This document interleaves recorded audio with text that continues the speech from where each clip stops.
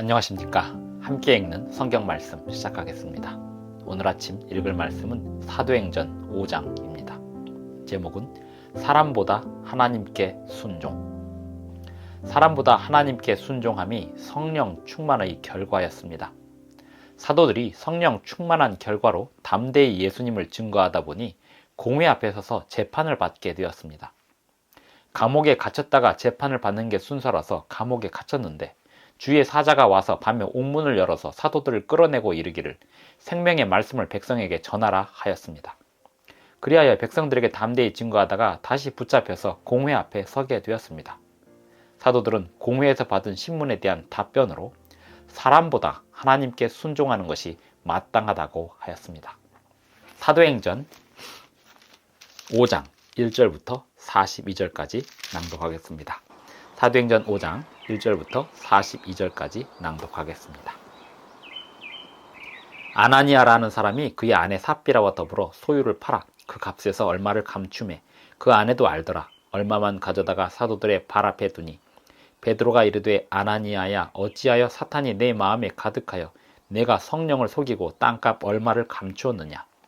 땅이 그대로 있을 때에는 내 땅이 아니며 판 후에도 내 마음대로 할 수가 없더냐. 어찌하여 이 일을 내 마음에 두었느냐. 사람에게 거짓말한 것이 아니요 하나님께로다.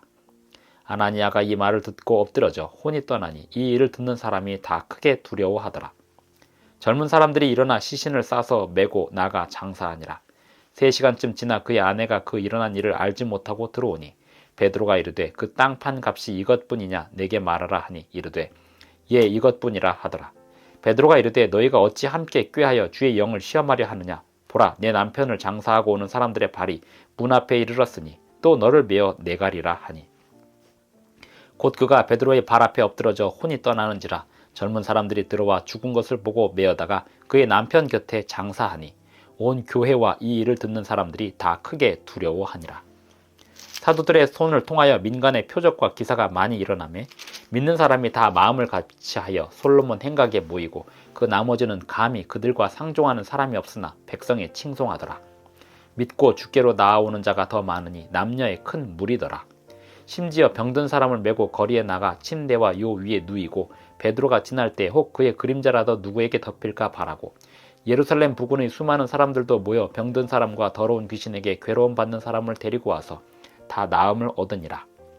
대제사장과 그와 함께 있는 사람 즉 사두개인의 당파가 다 마음에 시기가 가득하여 일어나서 사도들을 잡아다가 옥에 가두었더니 주의 사자가 밤에 옥문을 열고 끌어내어 이르되 가서 성전에 서서 이 생명의 말씀을 다 백성에게 말하라 하매 그들이 듣고 새벽에 성전에 들어가서 가르치더니 대제사장과 그와 함께 있는 사람들이 와서 공회와 이스라엘 족속의 원로들을 다 모으고 사람을 옥에 보내어 사도들을 잡아오라 하니 부하들이 가서 옥에서 사도들을 보지 못하고 돌아와 이르되 우리가 보니 옥은 든든하게 잠기고 지키는 사람들이 문에 서 있으되 문을 열고 본즉 그 안에는 한 사람도 없더이다 하니 성전 맡은 자와 제사장들이 이 말을 듣고 의혹하여 이 일이 어찌 될까 하더니 사람이 와서 알리되 보소서 옥에 가두었던 사람들이 성전에 서서 백성을 가르치더이다 하니 성전 맡은 자가 부하들과 같이 가서 그들을 잡아왔으나 강제로 못함은 백성들이 돌로 칠까 두려워함이더라. 그들을 끌어다가 공회 앞에 세우니 대제사장이 물어 이르되 우리가 이 이름으로 사람을 가르치지 말라고 엄금하였으되 너희가 너희 가르침을 예루살렘에 가득하게 하니 이 사람의 피를 우리에게로 돌리고자 함이로다. 베드로와 사도들이 대답하여 이르되 사람보다 하나님께 순종하는 것이 마땅하니라. 너희가 나무에 달아 죽인 예수를 우리 조상의 하나님이 살리시고 이스라엘에게 회개함과 죄 사함을 주시려고 그를 오른손으로 높이사 임금과 구주로 삼으셨느니라. 우리는 이 일의 증인이요 하나님이 자기에게 순종하는 사람들에게 주신 성령도 그러하니라 하더라. 그들이 듣고 크게 노하여 사도들을 없이 하고자 할세. 바리새인 가말리엘은 율법 교사로 모든 백성에게 존경을 받는 자라. 공회 중에 일어나 명하여 사도들을 잠깐 밖에 나가게 하고 말하되 이스라엘 사람들아 너희가 이 사람들에게 대하여 어떻게 하려는지 조심하라. 이전에 드다가 일어나 스스로 선전하며 사람이 약 400명이나 따르더니 그가 죽임을 당하며 따르던 모든 사람들이 흩어져 없어졌고 그 후 호적할 때에 갈릴리의 유다가 일어나 백성을 꾀어 따르게 하다가 그도 망한즉 따르던 모든 사람들이 흩어졌느니라. 이제 내가 너희에게 말하노니 이 사람들을 상관하지 말고 버려두라. 이 사상과 이 소행이 사람으로부터 났으면 무너질 것이요 만일 하나님께로부터 났으면 너희가 그들을 무너뜨릴 수 없겠고 도리어 하나님을 대적하는 자가 될까 하노라 하니 그들이 옳게 여겨 사도들을 불러들여 채찍질하며 예수의 이름으로 말하는 것을 금하고 놓으니 사도들은 그 이름을 위하여 능욕받는 일에 합당한 자로 여기심을 기뻐하면서 공회 앞을 떠나니라. 그들이 날마다 성전에 있든지 집에 있든지 예수는 그리스도라고 가르치기와 전도하기를 그치지 아니하니라. 사도행전 5장 1절부터 42절까지 낭독하였습니다. 아나니아라 하는 사람이 그의 아내 삽비라와 더불어 소유를 팔았습니다. 왜냐하면 바나바가 그 밭을 팔아서 사도들 발 앞에 두는 모습에 감동을 받았고 또 그로 인하여 사람들에게 존경을 받는 모습에 부러움을 갖게 되었습니다. 그래서 아나니아와 삽비라도 우리도 소유를 팔아서 사도들의 발 앞에 내려놓고 주님께 드리자라고 이야기했는데요. 땅을 판 다음에 현금을 만지고 나니까 이 둘의 생각이 바뀌었습니다. 그래서 그 값에서 얼마를 감추었습니다. 그 아내도 함께 모의했습니다. 알았습니다. 그리고 얼마만 일부만 가져다가 사도들의 발 앞에 두었는데 베드로가 말하기를 아나니아야 어찌하여 사탄이 내 마음에 가득하여 내가 성령을 속이고 땅값 얼마를 감추었느냐. 땅이 그대로 있을 때에는 내 땅이 아니며 판 후에도 내 마음대로 할 수가 없더냐. 어찌하여 이 일을 내 마음에 두었느냐. 사람에게 거짓말한 것이 아니요 하나님께로다. 성령을 속이는 행위, 그것은 하나님을 속이는 행위였습니다. 성령께서 마음의 양심에 들려주시는 그 음성에 순종하지 않음은 곧 하나님을 속이는 행위입니다.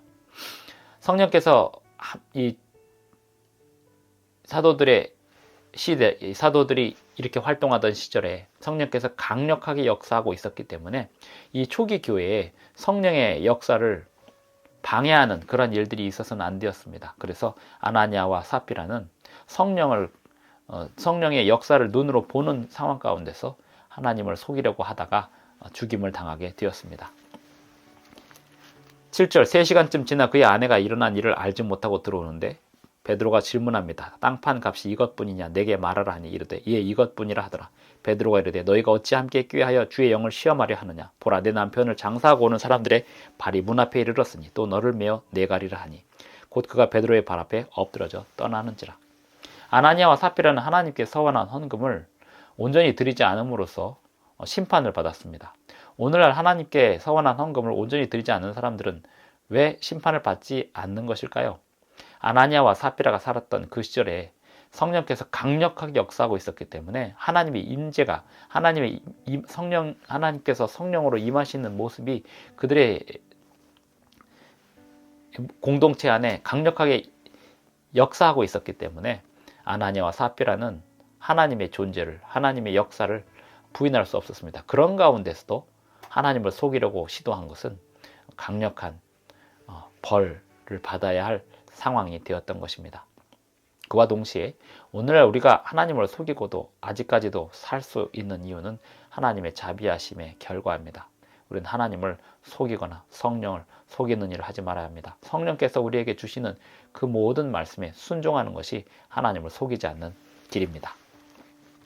12절 사도들의 손을 통하여 민간의 표적과 기사가 많이 일어나며 믿는 사람이 다 마음을 같이하여 솔로몬 행각에 모이고 그리고 17절에 보면 대제사장과 그와 함께 있는 사람 즉 사두개인의 당파가 다 마음에 시기가 가득하여 일어나서 사도들을 잡아다가 옥에 가두었더니 사도들은 옥에 갇히게 됩니다. 그런데 주의 천사가 나타나서 그 사도들을 감옥에서 꺼냅니다. 감옥을 지키는 간수도 있고 문은 그대로 잠겨 있는데 이 감옥은 텅 비게 되었습니다.